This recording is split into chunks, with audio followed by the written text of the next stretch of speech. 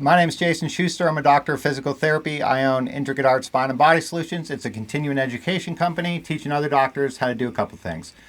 Before that, I was a fly fishing guide in between Patagonia, Chile, and southwestern Alaska for a decade. This was just one clip from our peptide class. Check out our online Intricate Art Nutrition certification at intricateartseminars.com, or for a huge discount on our whole Intricate Art Nutrition certification, check out our school community, skool.com/CEU, school.com/CEU. Thymosin beta-4. So thymosin beta-4 in the literature typically is referred to as a couple of different things. So thymosin beta-4, Tb4, or Tb500. So one important thing to understand right off the bat, you guys, is that thymosin beta-4 is the natural compound that's found in the thymus gland. It was first synthesized actually from a cow thymus gland, and it's also in human thymus glands, and it's much more active when we're young because the thymus gland itself is actually bigger when we're young, and it decreases in size as we age. So thymosin beta-4 is one of the most popular peptides out there, you guys. Again, just like with BPC-157 and Clotho, I don't know of any literature showing lethal effects or serious adverse effects in any of the animal studies. And the lethal dose, if there is one, is extremely high, just like with BPC-157. So remember, BPC-157, the lethal dose is 27,000 times the typical dose. So same type of thing with thymosin beta-4. We'll get into it. Tb500 is a synthetic form of thymosin beta-4 where they've changed the molecular structure a little bit. So it's a shorter amino acid chain.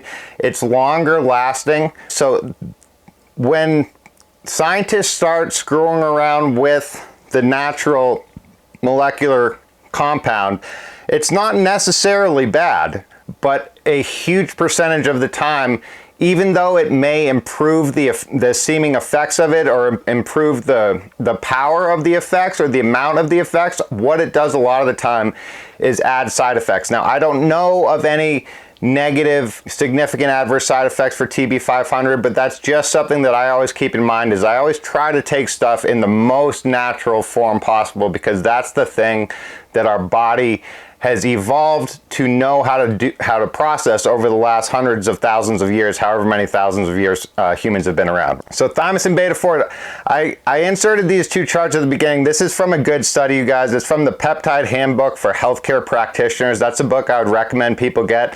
This is from one of the chapters in the book. I found a couple of slides from it. So really, really good book. There's also a website for the American Academy of Anti-Aging, and that's on the bottom of this page here too, you guys, and that's a good one to take a look at. They have lots of good information on there. So indications and uses for thymosin beta-4. There's a lot of them. So sports injury, again, this one is used in combination with BPC-157 a ton. A lot of my pro athlete friends take it. A lot of pro athletes that in other areas all over the world take these things. They're very, very safe. They're super duper effective. So for tendon, ligament, muscle repair, ulcers, improve immune support. It's a cardioprotective, improves brain function, improves or decreases neurologic inflammation, improves neurodegenerative diseases like multiple sclerosis and Parkinson's and Alzheimer's. It helps with stroke recovery and reduce the risk of getting stroke in the first place. It helps with spinal cord injury. So just like with mice, Tb500, or just like with BPC-157, Tb500 or Tb4, thymosin beta-4, has been used in a ton of animal studies looking at spinal cord injuries, you guys, and things like these simple peptides are really showing massive healing effects with significant injuries that we don't really have any awesome treatment for in the mainstream medicine. There are good treatments for them. They're just not an expensive pill, which is why they're not pushed out there by the news stations and stuff like that. Traumatic brain injury, so it helps with concussions. It helps reduce the likelihood of getting a concussion in the first place. It helps the risk of it helps improve the speed of recovery from concussions. It helps with eye disorders. Other uses for thymosin beta-4, sepsis, chemical burns, diabetes, transplants, so to help with healing after transplants, non-alcoholic fatty liver disease, lung inflammation. So again, thymosin beta-4, BPC-157, actually, I believe all of these peptides that I talk about in this class, you guys have all been shown in literature to have really, really positive, potent healing effects on COVID-19 as well. So was any of this stuff ever talked about during the pandemic? All these peptides have been around for years and years, except and not necessarily in literature, but we've known about the effects of these peptides for years and years. They're natural substances. They're basically totally safe, or as safe as anything can get as far as medicines go. And this is, again, it's not a medicine. This is a protein that's already in our body. So I do think of it as medicine, but I guess it just kind of depends on your definition of medicine. But they're very, very safe, and they've been proven to be super duper effective against COVID and all this other stuff. So they're good for a whole bunch of different things. Thymosin beta-4, there's a lot of studies on thymosin beta-4 for regrowing hair. One of the peptides we're going to get to in a little bit, you guys, GHK, that one is really potent for regrowing hair, and there's a lot of doctors out there like Dr. Edwin Lee. He's a medical doctor, the Clinical Peptide Society.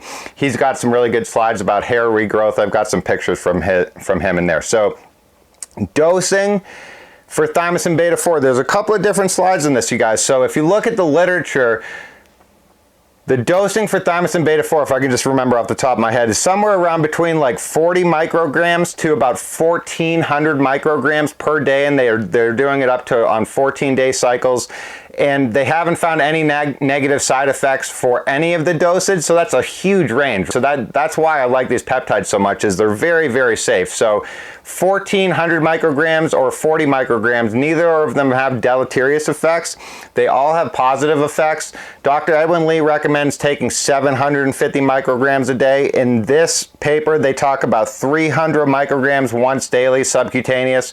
This is the best information out there on this stuff, you guys. There's a lot of different doctors that use different doses of this stuff, so I'm just trying to provide you all of the information out there. And then you guys can make your own choices. Depending on clinical presentation, sometimes they use it less for immune repair, less concentration for immune stuff, higher concentrations for other issues. This one, like BPC-157, they recommend doing not doing long-term. So if you're gonna take it long-term, which is totally fine, don't take it consistently all the time. Go on some type of a schedule where it's 8 weeks on, 8 weeks off, or something like that. So warnings and cautions for thymosin beta-4, it's basically reported as totally safe. In pediatrics, it hasn't been studied as much, just like nothing is studied as much in pediatrics. Again, don't use for more than 3 months without cycling. I don't really care what the FDA says about this stuff, because they say all this stuff is dangerous because they're lying, because they don't want people to have access to cheap, super effective and safe stuff. So whatever the FDA says about this stuff is probably mostly wrong. They're trying to black label all of this stuff right now as we speak. They're trying to ban it so they can get their hands on it and change it enough so they can patent it, and then they'll sell it to people for a ton of money, and it'll have a ton of extra side effects where there were no side effects in the first place. Tb4 upregulates actin, you guys, and it really, really helps with muscle function. Again, this is one of the main ones that pro athletes take along with BPC-157. It's really, really, it helps the collagen matrix. It helps. This protein seems to migrate to the site of injury, just like with BPC-157. So if you inject it sub-Q in your belly, they've done studies on this looking, and the stuff, like higher concentrations of it go, if you had a shoulder injury and you injected it in your stomach, higher concentrations of both TB4 and BPC-157 will go to your shoulder and to other areas of injury, and less of them will go to areas that don't need it. Again, these are natural substances that our body knows how to use. So that's why they, in my opinion, that's why they do stuff like this. We don't know exactly how they're doing it, but they're natural substances that are healing to the body. So if we can just put extra healing capability or the extra healing materials that the body needs to repair itself, it knows how to use them somehow. Improves T-cell function, promotes angiogenesis, is cytoprotective, helps reduce scar tissue formation, and maximizes regular healing, just like dry needling does in a lot of these other peptides. Overall, really, really good. So here's Dr. Edwin Lee's slide, you guys. So his suggested dosing is 700 micrograms subcutaneous daily for 20 to 30 days in a 1 month off cycle. That's his recommendation. That's what he does with his patients. As far as I understand, I'm sure he changes it per person. This is all based on an individual thing.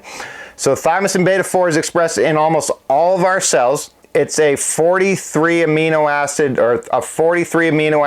peptide. So there's 43 amino acids in the peptide. It has a ton of different effects. Another study looking at thymosin beta-4, so it was given intravenously in a single dose or in multiple daily doses for 14 days. And again, this is a study I was referencing. The dosages that they were using were 42 milligrams to 1,260 milligrams. And all of them were tolerated with no evidence of toxicity. You just have to determine what you're going to do for yourself, or have your doctor determine what the best concentrations are for you to take. But overall, basically all the dosing ranges that have been used in studies, there have been no serious adverse effects from them, and they've all been beneficial as far as healing goes, which is the most important thing. So I always look at risk versus reward and outcome. As far as I can tell with this stuff, and I've used all these things myself, you guys, I can just tell you from personal experience that I've never had any negative side effects from any of these. Overall, the worst thing that can happen with these peptides is you may get a little bit of a bellyache and they may do nothing for you. But that's unlikely. The vast majority of the time, people notice significant improvements with basically zero negative side effects. Thanks for watching, you guys. We're going to have more clips from our different nutrition courses coming out. Keep an eye out for part 2 and for other parts of our other nutrition courses, dry needling courses, and other good educational information. Check out our website at intricateartseminars.com, and for big discounts on all of our online and in-person courses, along with a community chat room, weekly Zoom calls, check out our school community, skool.com/CEU, school.com/CEU. Thanks, guys.